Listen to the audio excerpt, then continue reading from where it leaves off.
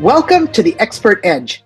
This is the show where we bring on experts in their fields of health and wellness practice, hear their stories, and learn what they see working in the field of diabetes, reversal, and prevention, and those lifestyle habits that help us not get sick or get well when we're sick. So I'm happy to introduce today's guest, Liz Hagg. Welcome here, Liz. Thank you. Thank you. So excited to be here because these are two, my topic and your topic meld well, and we're all about making people better. Absolutely. Because stress is a big factor to consider when we're reversing chronic diseases like diabetes. And today I'm happy that we have Liz here to help us learn some ways to decrease the stress that many of us experience around money in our lives. You see, she's a money coach and she helps people reduce financial stress and gain confidence in their money decisions. Her clients have paid off over $2.4 million in debt, but the real success stories go beyond the numbers. Many describe their financial journey as completely transformative, impacting their relationships, their confidence, and their overall well-being. Before becoming a coach, Liz spent some years in the pharmaceutical industry.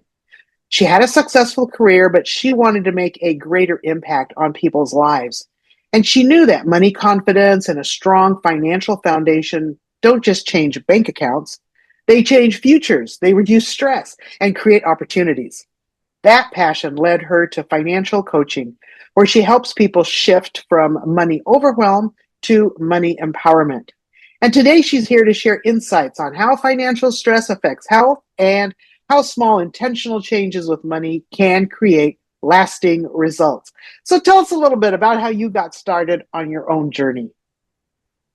So they kind of tie together. I had a good corporate career and I loved it. So yeah, medications for diabetes, but I focused a lot on tools that really can help people change what they're putting in their body, change their diet, because all that has an impact. But things had shifted and I decided I wanted to impact more people in a different way. So I raised my hand and left. And it was a hard thing, but at the same time, I knew the power of what this could do and the impact. And because I had followed these rules and had financial confidence, I was able to walk away at 52. So many people get tied to a job because of financial situations and stress. I could walk away. So I've been doing this about 5 years now, and it's so much fun.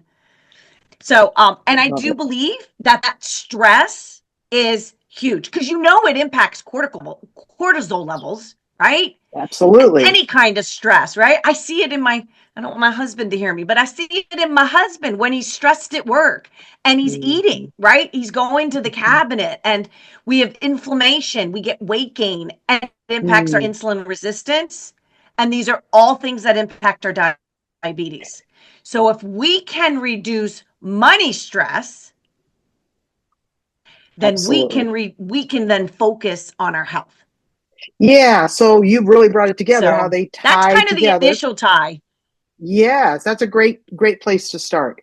So as people are thinking about how do I reduce my money stress so that I have less stress, lower cortisol levels, my metabolism will work better, what are some of those steps that I can start with and then do next? Where do you recommend that people get going?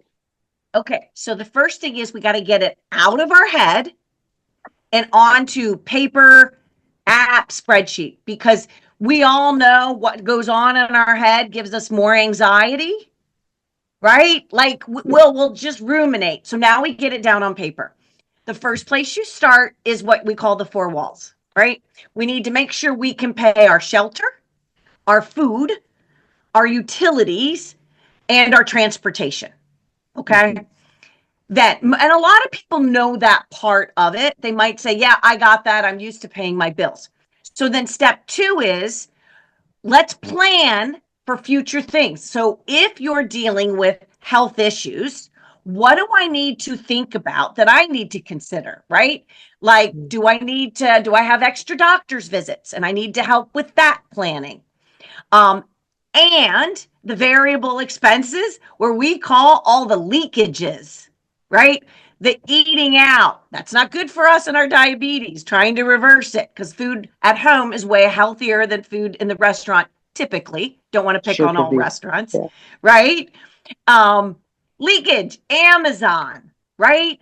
Oh my gosh, they've made it so stinking easy. So now we have to make a plan for how much and what we might need. So we plan and we think through the month before it even starts on where we think our money's going to need to go. Birthdays, right? I got my Mhm. mom's birthday next, not me, but you might have your parents' birthday and you want to buy them a present. Every month, your money map is actually different. Might be Mhm. about 85%, but there's variability because life isn't the same every single month, right? Kids' Mhm. activities. So the first thing is get it down on paper. And if you don't know, just grab a piece of paper and every time you spend, it doesn't have to be perfect. Start with progress. Write down for 2 or 3 weeks, write down everything you're spending and write down if it was a need or a want and how you paid for it. That is a Mhm. great place to just get started.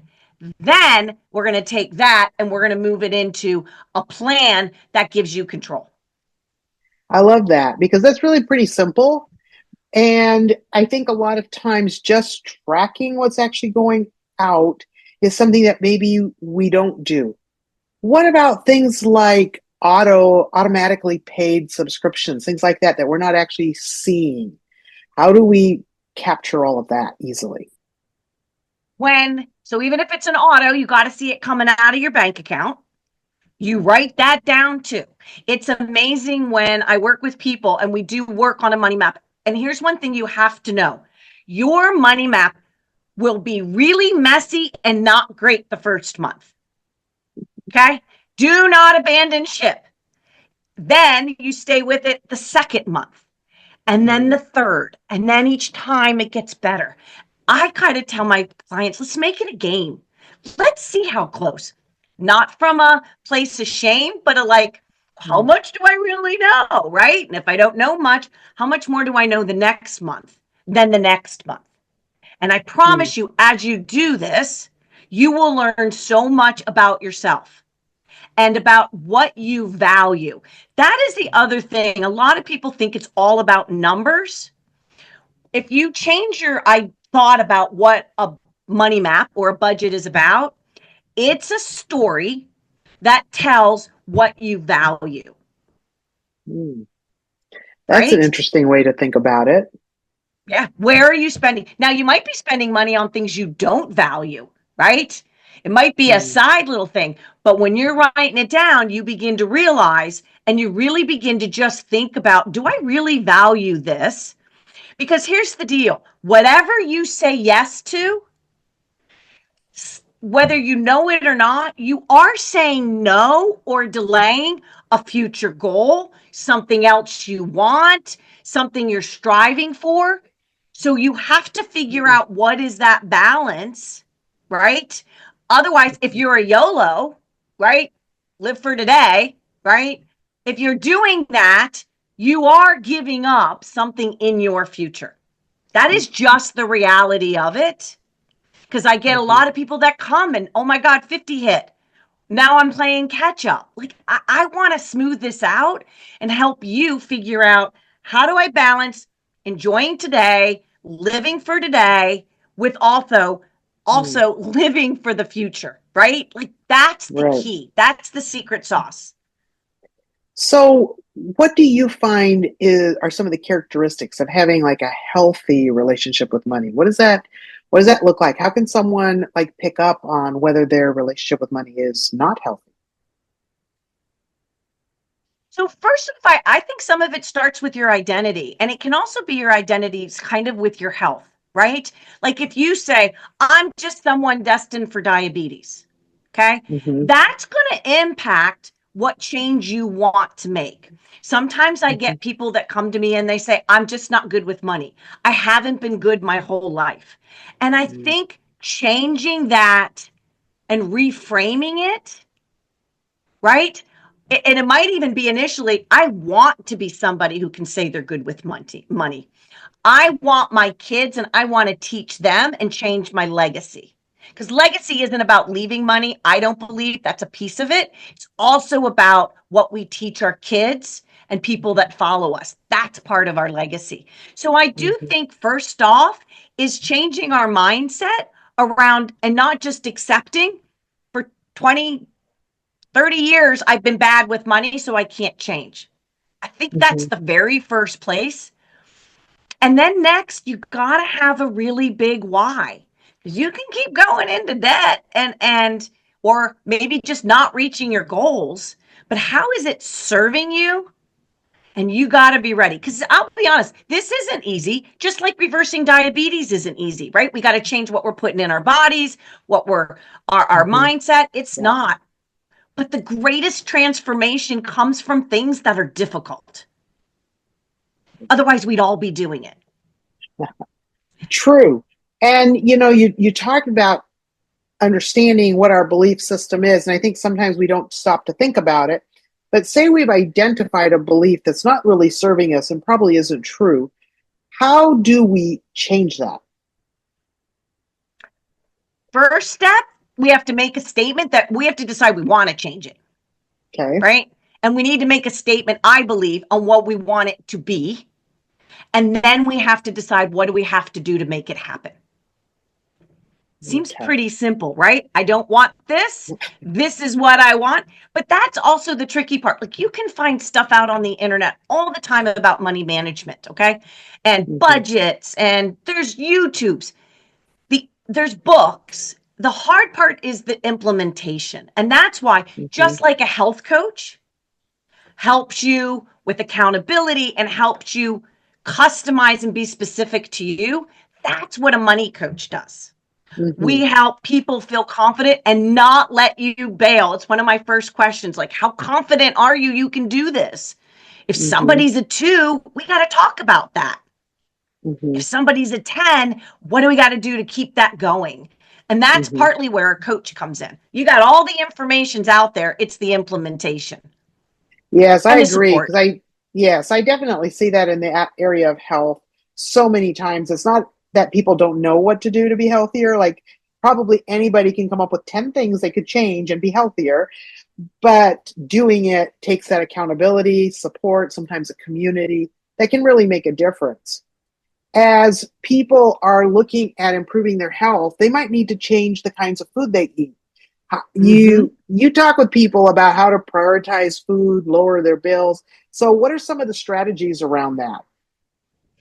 So some of it is we have to reflect. When we start writing it down and putting in a map, we start to really see, oh, I thought I was spending this, now I'm spending this. Then we start to look at where are you buying? Are you We sometimes go out and buy time, right? That means we're going to the quickest, easiest place possible. And oh my gosh, the gas station stops, which aren't healthy, and the Starbucks swipes are killing us, people. Especially the gas station, run in and grab something. That a lot of this does come with planning. So where we're getting our food, there are some great grocery stores. I mean, this is coming from my clients. Trader Joe's is a great, Mhm. if you don't have it. Aldi's has great. Here's the catch. I don't know if you can do all your shopping in one of the stores.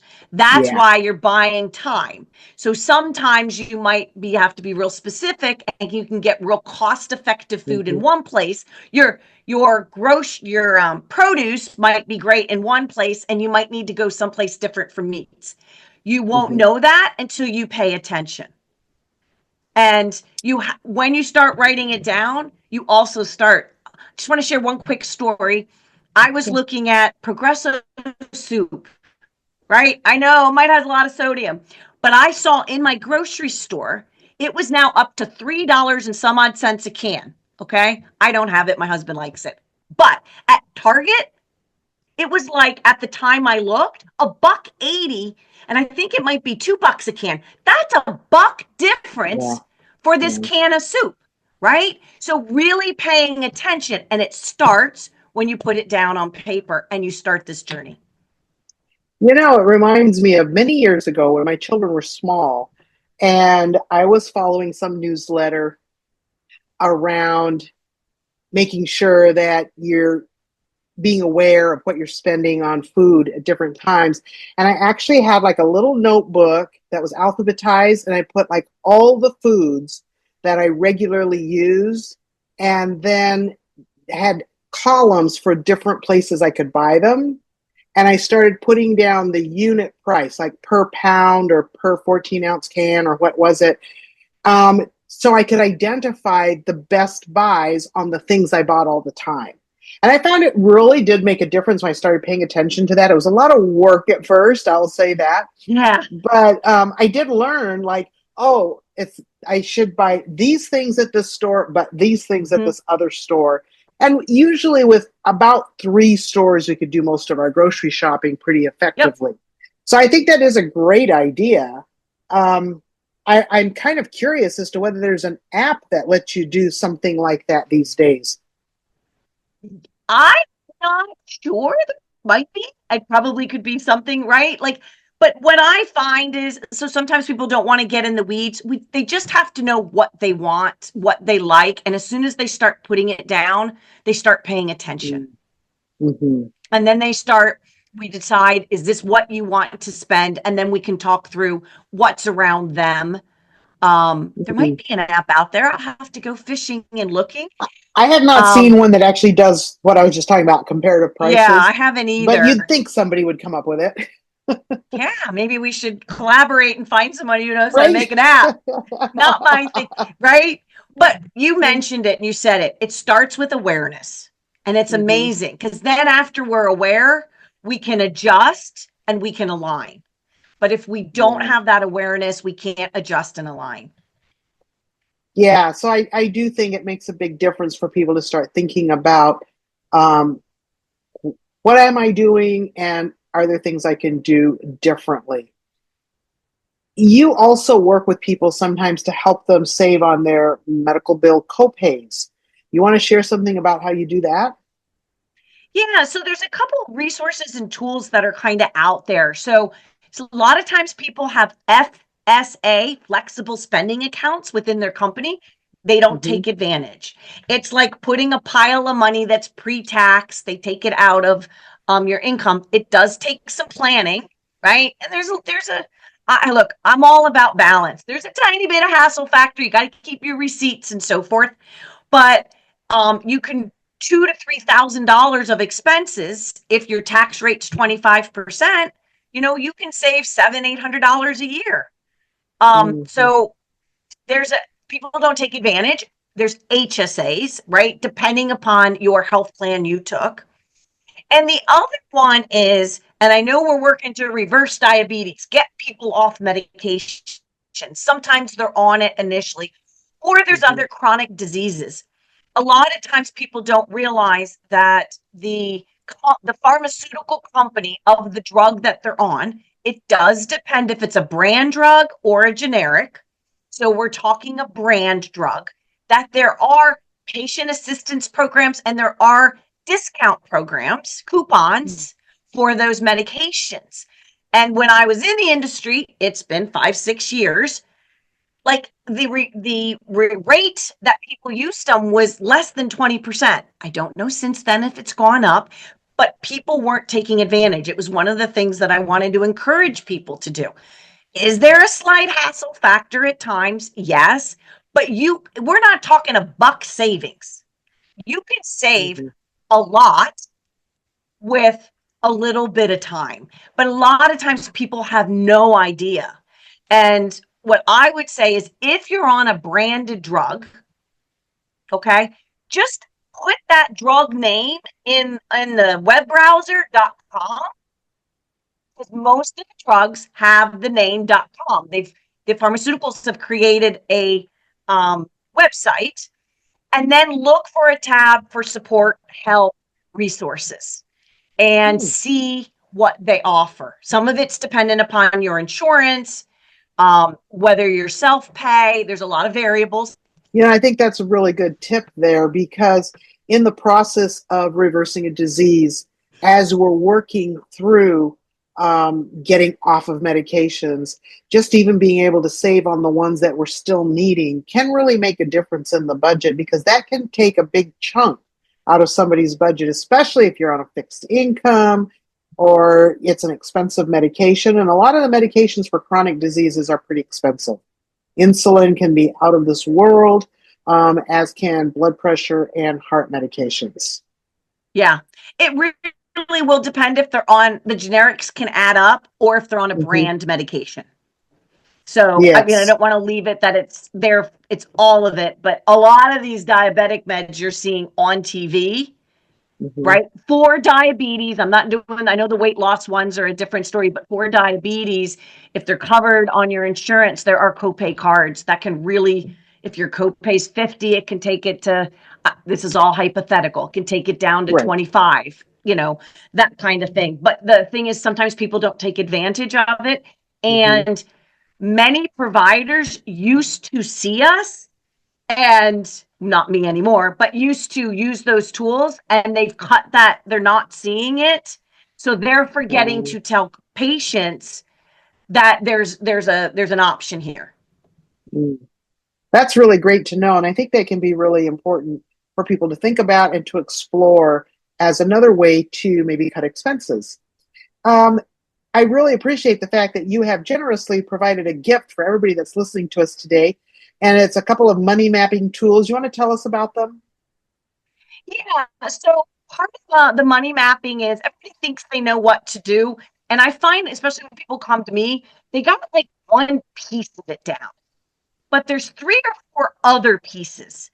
So this is just a tool that lets you know, one, you have to, it shows you a little map, right? You got to first plan your month before it starts. And then you need to review the map throughout the month. If you just create the map and then you don't follow it, it would be like putting on your GPS system to go on a trip or a road trip, right? You know how you're going to get there quickly. And then you get in your car, picture it, you shut off GPS, you shut off the sound, and you just start driving. So many people make a money map or a budget, but then they do what they want. And then they get to the end of the month and go, how come I didn't get to where I wanted to be? So this is Mhm. a tool that just reminds you of the key successes, the keys to being successful in doing this. And then also some timing. There's other things we should be doing to build our financial health. We should be looking maybe once a year at how's my money working for me? If you have a 401k or you're working with an advisor, at a minimum, you should be looking at what you're doing there once a year. You should look at Mhm. your insurance and pay attention. Did my insurance go up? Is it time to shop? Right? So this also lists some other things that we need to be doing, Mhm. daily, weekly, quarterly, and yearly.